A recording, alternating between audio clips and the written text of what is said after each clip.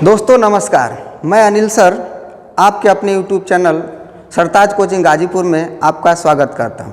जैसा कि आप सब लोग अवगत हो चुके हैं, इस चैनल पे संतोष सर ने आपको जीएस पढ़ाया, मैं आपके लिए लेकर आया हिंदी का क्लास। तो आप सब लोग अवगत हो चुके हैं कि शशि सर के कुशल मार्गदर्शन में हम आपको हिंदी विषय के बारे में पढ़ाएंगे, जो कहाँ कहाँ किस क्षेत्र में हिंदी विषय पूछता है। तो आप भली भांति अवगत हैं कि जैसे जो भी यूपी टेट की तैयारी करता हो, सी टेट की तैयारी करता हो, आपका यूपीएसआई हो गया, पुलिस हो गया, आदि जो भी परीक्षाएं, प्रतियोगी परीक्षाएं हैं, उसमें अगर हिंदी जहां भी पूछता है तो उस हिंदी विषय में आज का टॉपिक बहुत महत्वपूर्ण होने वाला है। तो आज हम लोग हिंदी विषय में पढ़ेंगे एक छोटा सा टॉपिक, प्यारा सा टॉपिक। जैसे हम बात करें, ये ऐसा टॉपिक है, इस टॉपिक में हिंदी व्याकरण का आधा भाग ही खत्म हो जाएगा। तो आइए शुरू करते हैं। आज का टॉपिक हम लोगों का होगा शब्द विचार। शब्द विचार में हम थोड़ा सा पहले अवगत हो जाएं कि जैसे व्याकरण के 3 अंग होते हैं। व्याकरण के 3 अंग होते हैं। पहला अंग होता है वर्ण, दूसरा होता है शब्द और तीसरा होता है वाक्य। यानी भाषा की 3 इकाइयाँ होती हैं। यानी भाषा की 3 इकाइयाँ या व्याकरण के अंग की बात करें तो पहले अंग का नाम है वर्ण, दूसरे अंग का नाम है शब्द और तीसरे अंग का नाम है वाक्य। तो आज हम लोग शब्द के ऊपर चर्चा करने वाले हैं। तो शब्द की परिभाषा क्या है, उसके किस तरह से वर्गीकरण किया गया, कैसे उसके भेद हैं, उसके बारे में आज हम लोग जानेंगे। तो आइए सबसे पहले हम बात करते हैं यहाँ वर्ण की। तो भाषा की सबसे छोटी इकाई जो होती है वो वर्ण होता है, और भाषा की दूसरी इकाई जो होती है वो क्या होता है, शब्द होता है। तो शब्द के ऊपर चर्चा करें तो जाने वर्णों, वर्णों का सार्थक,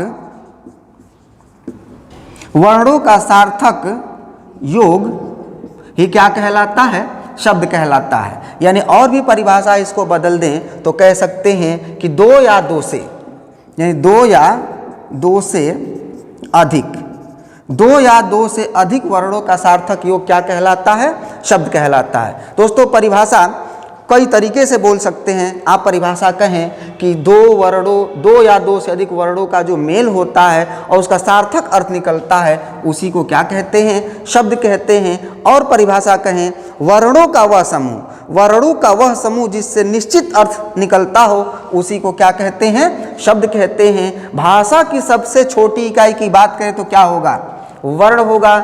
लेकिन अगर आपसे प्रश्न पूछ ले कि भाषा की सार्थक सबसे छोटी इकाई, तो यहां पे प्यारे दोस्तों उत्तर होगा शब्द। यानी भाषा की सबसे छोटी इकाई की बात करें तो वर्ण।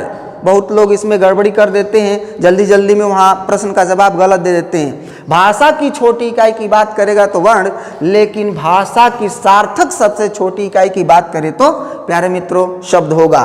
और बात कर लें अर्थ के आधार पे, अगर अर्थ के आधार की बात करें तो अर्थ के आधार पे जो भाषा के अंग होते हैं, व्याकरण के जो अंग होते हैं, वो 2 ही माने गए। यानी अर्थ के आधार पर, अर्थ के आधार पर व्याकरण के अंग केवल 2 ही हैं। कौन कौन, पहला शब्द और दूसरा वाक्य। क्योंकि आप पहले से अवगत हैं कि वर्ण का कोई अर्थ नहीं होता है और हमें भाषा में कुछ ना कुछ उसका अर्थ व्यक्त करना है, जानना है। इसलिए सबसे छोटा सार्थक इकाई क्या होता है, शब्द होता है। यानी अर्थ के आधार पे जो भाषा के इकाई हैं वो केवल 2 ही हैं, शब्द और वाक्य। और अर्थ के आधार पे सबसे भाषा की छोटी इकाई की बात करें तो क्या होगा, शब्द होगा।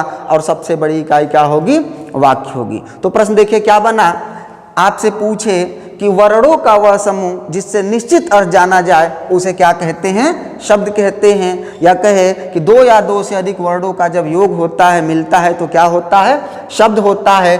अर्थ के आधार पे भाषा की सबसे छोटी इकाई कौन सी होती है, शब्द होती है। या भाषा की सार्थक सबसे छोटी इकाई की बात करें तो क्या होगा, शब्द होगा। देखिए एक एक बिंदु पे हम चर्चा करते चल रहे हैं, केवल आप थोड़ा सा धैर्य बना के उस चीज़ को सुने ताकि आपको याद हो सके। क्योंकि ये ऐसा टॉपिक है, इसमें ज़्यादा से ज़्यादा आपको कंठस्थ करके याद ही रखना पड़ेगा। इसलिए थोड़ा सा आप सहयोग करेंगे, सब कुछ संभव होगा, बस थोड़ा सा आपका सहयोग चाहिए। चलिए देखते हैं। तो आप जान गए शब्द। अब शब्द के बाद हम जानेंगे, अब शब्दों का शुद्ध लेखन क्या होता है, शब्दों का उच्चारण कैसे होगा, इसका प्रयोग किस माध्यम से करेंगे, उसी माध्यम को हम कह देंगे विचार। यानी शब्द के संदर्भ में हम उसका लेखन कैसे करेंगे, उसका उच्चारण कैसे करेंगे, उसका प्रयोग कैसे करेंगे, वही क्या है, विचार है। यानी आज हम लोग उच्चारण, लेखन, प्रयोग के आधार पे उस शब्द के ऊपर विचार करेंगे। तो आज का हमारा टॉपिक बन गया मित्रों शब्द विचार, जो भाषा की सबसे छोटी सार्थक इकाई है और ऐसे व्याकरण के अंग में जो है वो भाषा की दूसरी इकाई शब्द है। तो आइए, आप शब्द की परिभाषा जान गए, विचार भी जान गए क्या है। अब इसके उदाहरण को समझ लेते हैं। जैसे हम लिख दें पवन, जैसे प व न, तो पवन शब्द को तोड़ेंगे तो प अ व अ न अ। देखें, ये प अ व अ न, ये एक प्रकार का वर्ण है और जब वर्णों का समूह मिलता है तो एक निश्चित अर्थ निकल जाता है, उसी को क्या कहते हैं, अर्थ, शब्द कहते हैं। और एक मेरी भाषा में इसकी परिभाषा सुने, जिस ध्वनि का दिमाग में फिगर बन जाए उसी को क्या कहते हैं, शब्द कहते हैं। मैं आवाज किया पवन, पवन कहते ही आपके दिमाग में कुछ ना कुछ फोटो फिगर बन गया होगा, हाँ पवन कोई ना कोई है। तो पवन इसका उदाहरण हो गया। पवन एक प्रकार का क्या है, शब्द है जो वर्णों के समूह से मिलकर बना है। तो मेरी बात आप भली भांति समझ चुके होंगे कि शब्द किसे कहते हैं। शब्द वह इकाई है जिसका कोई ना कोई निश्चित अर्थ निकलता है और यह सबसे छोटी इकाई है। वाक्य के ऊपर हम आगे चर्चा करेंगे कि सबसे बड़ी सार्थक इकाई की बात करें तो क्या होती है, वाक्य होते हैं। क्योंकि पवन कहने से हमें केवल दिमाग में एक फिगर छपा हुआ है। अब पवन कहने से पवन हमारे सामने से उठ के चला नहीं जाएगा या आ नहीं जाएगा। जब तक इसके साथ और भी शब्दों का प्रयोग न करें, एक सेंटेंस का निर्माण न करें, तब तक हमें इसका कोई सार्थकता नहीं मिलेगा। लेकिन कुछ ना कुछ अर्थ तो मिला है। चलिए आगे बढ़ते हैं। अब शब्द के प्रकार की बात करते हैं। तो शब्द के प्रकार में इस शब्दों का वर्गीकरण किया गया है और वर्गीकरण करके इसका आधार माना है और आधार 4 प्रकार से मान के इसका वर्गीकरण किया। पहला आधार हम लेके चलते हैं उत्पत्ति का आधार।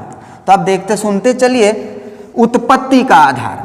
तो उत्पत्ति का जो आधार है उसमें कितने प्रकार के शब्द के भेद की बात किया है और अर्थ का आधार है, फिर प्रयोग का आधार है, तमाम प्रकार के आधार हैं, उनके ऊपर हम चर्चा करेंगे। तो पहला आधार है, यानी शब्द का वर्गीकरण जब किया तो पहला आधार माना उत्पत्ति। इसी को कहते हैं स्रोत या इतिहास के आधार पर। उत्पत्ति या स्रोत या इतिहास के आधार पर शब्द के भेद। फिर दूसरा आधार माना व्युत्पत्ति, रचना या बनावट के आधार पर शब्द के भेद। और तीसरा माना आधार, तीसरा वर्गीकरण किया रूप या प्रयोग के आधार पर शब्द के भेद। और चौथा आधार माना अर्थ के आधार पर शब्द के भेद। इस तरह शब्द का भेद कोई नहीं होता है, शब्द के भेद का आधार माना और आधार करके माना। पहला आधार उत्पत्ति के आधार पर शब्द के भेद, दूसरा माना व्युत्पत्ति, रचना या बनावट के आधार पे, तीसरा रूप या प्रयोग के, और चौथा माना अर्थ के आधार पे। तो यही आप देख लें, उत्पत्ति के आधार पर बात करें शब्द के भेद तो कितना होता है, 5। और रचना और बनावट के आधार पर शब्द के भेद की बात करें तो होता है 3। और रूप या प्रयोग के, रूप के आधार की बात करें तो रूप के आधार पर शब्द के 2 भेद होते हैं। और प्रयोग विकार का आधार मान लें तो यही शब्द के कितने भेद हो जाते हैं, 8 भेद हो जाते हैं। और अर्थ के आधार पर शब्द के 2 भेद होते हैं। कौन कौन होते हैं इसके बारे में हम आगे चर्चा करते हैं। तो आप इसका स्क्रीनशॉट ले सकते हैं। यानी उत्पत्ति के आधार पर शब्द के भेद की बात करें तो 5, और व्युत्पत्ति के आधार पर शब्द की भेद की बात करें तो 3, और रूप या प्रयोग के आधार पर शब्द की बात करें तो 2। यानी रूप का आधार जो 2 होगा, इसी को इसका प्रयोग कर देंगे, विकार कर देंगे तो 8 प्रकार का हो जाएगा। और अर्थ के आधार पे इसके कितने भेद माने गए, 2 भेद माने गए। तो पहला आधार है उत्पत्ति का आधार। तो उत्पत्ति के आधार पे शब्द के जो भेद हैं वो भेद कौन कौन है देख लीजिएगा। तो उत्पत्ति के आधार पे शब्द का पहला भेद है, पहला तत्सम शब्द, दूसरा तद्भव शब्द, तीसरा देशज देशी, चौथा विदेशज विदेशी, और पांचवा है संकर। यानी उत्पत्ति के आधार पे जो शब्द के भेद हैं वो 5 हैं। पहला तत्सम, दूसरा तद्भव, तीसरा देशज और चौथा विदेशज और पांचवा संकर शब्द। ये आधार उत्पत्ति का आधार था। फिर और दूसरे आधार की बात कर, पहले आप इसका वर्गीकरण डायग्राम देख लें, उसके बाद हम फिर आगे एक एक टॉपिक पे बारी बारी से चर्चा करेंगे। तो दूसरा आधार है उत्पत्ति, व्युत्पत्ति। व्युत्पत्ति रचना या बनावट के आधार पे जो शब्द के भेद हैं वो 3 हैं। कौन कौन? तो पहला है रूढ़ शब्द, दूसरा है यौगिक शब्द और तीसरा है योग रूढ़ शब्द। ये है व्युत्पत्ति, रचना या बनावट के आधार पे शब्द के भेद। और तीसरा जो भेद है वो रूप। रूप के आधार पे जो शब्द का भेद है वो 2 है। पहला है विकारी और दूसरा है अविकारी। पहला विकारी और दूसरा अविकारी। इसी को जब प्रयोग किया गया तो विकारी शब्द 4 प्रकार के होते हैं और अविकारी भी 4 प्रकार के होते हैं, जो अव्यय के नाम से जाना गया। अव्यय और अव्यय भी 4 प्रकार के होते हैं और विकारी भी 4 प्रकार के होते हैं। तो विकारी में पहला आता है संज्ञा, दूसरा सर्वनाम, तीसरा क्रिया और चौथा विशेषण। और अव्यय की बात करें तो पहला होता है क्रिया विशेषण, दूसरा होता है संबंध वाचक, तीसरा होता है समुच्चयवाचक और चौथा होता है विस्मयादि वाचक, विस्मयादि।